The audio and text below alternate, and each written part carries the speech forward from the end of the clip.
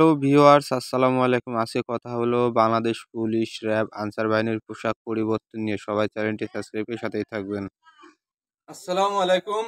অন্তর্বর্তীকালীন সরকারের রাষ্ট্র সংস্কারের প্রথম ধাপ সেটি হলো বাংলাদেশ পুলিশ, র্যাব, আনসার বাহিনীর পোশাক পরিবর্তন।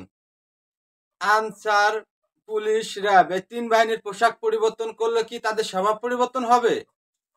আপনাদের মতামত জানতে চাই। আপনাদের মতামত কমেন্টে জানাবেন। আমার পাশে দেখতে পাচ্ছেন আমাদের স্বরাষ্ট্র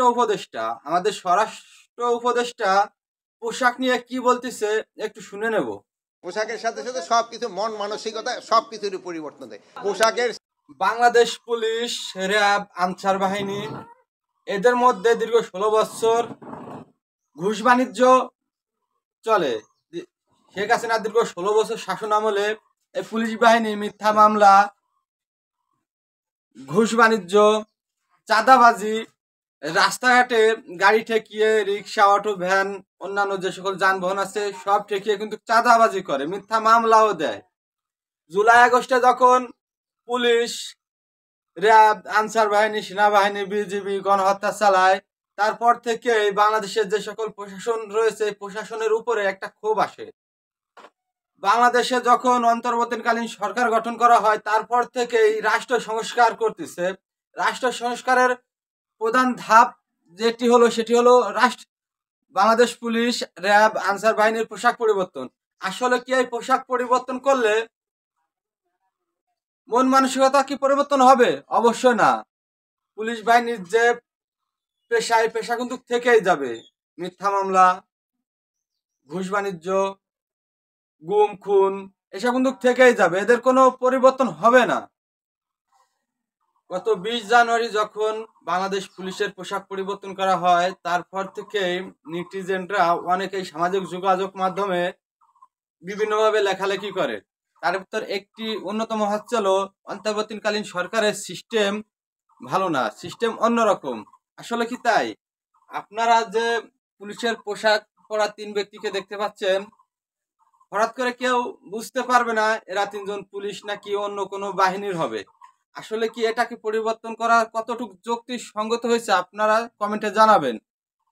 বাংলাদেশ পুলিশ দীর্ঘ 16 বছর অন্যায়ভাবে নিরীহ নিরস্ত্র জনগণের উপর মিথ্যা মামলা, চাঁদাবাজি, বাংলাদেশের পুলিশ বাহিনী বাংলাদেশের সর্বত্র জনগণদের সেবা দিয়ে আসছে। বাংলাদেশের পুলিশ বাহিনী বাংলাদেশের জনগণের কাছে একটি আস্থার বস্তু। রক্ষক যখন ভক্ষক করে তখন কিন্তু বাংলাদেশের কোনো জনগণদের কোনো জায়গায় যাওয়ারও ঠিকানা থাকে না। সেরকম একটি বিষয় বাংলাদেশ পুলিশ বাংলাদেশের নিরীহ নিরস্ত্র জনগণদের বিভিন্নভাবে হয়রানি করে থাকে। এই পোশাক পরিবর্তনের ফলে সেটা কি পরিবর্তন করা সম্ভব? কোনোদিনও সম্ভব হবে না। তার কারণ হচ্ছে দীর্ঘ 16 বছর কি 17 বছর পুলিশ বাহিনী ঘুষ খেয়েছে, গুম করেছে, ক্রসফায়ার দিয়েছে। এই সকল পেশা তারা বদলাতে পারবে না। বদলালেও দীর্ঘ সময় লাগবে, সেই সময় তাদেরকে দেওয়া প্রয়োজন।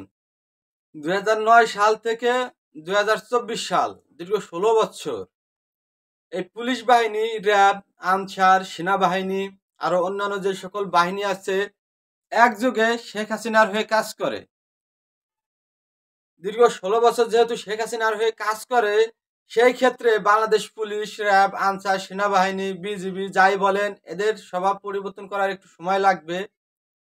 বাংলাদেশ পুলিশ যে পেশায় নিয়োজিত এই পেশা তারা ঠিকমতো পালন করে না। তার একটি কারণ হচ্ছে তাদের বেতন যতটুকু তার থেকে বেশি ঘুষ খায়। এই ঘুষ খাওয়ার ফলে তাদের ব্যাংক ব্যালেন্স বাড়তি হয়ে যায়। এই জন্যই এরা পেশা পরিবর্তন করতে পারবে না, ঘুষ খাওয়া পরিবর্তন করতে পারবে না। মিথ্যা মামলা যদি নাও দেয় তাদের পকেট ভারী হবে না।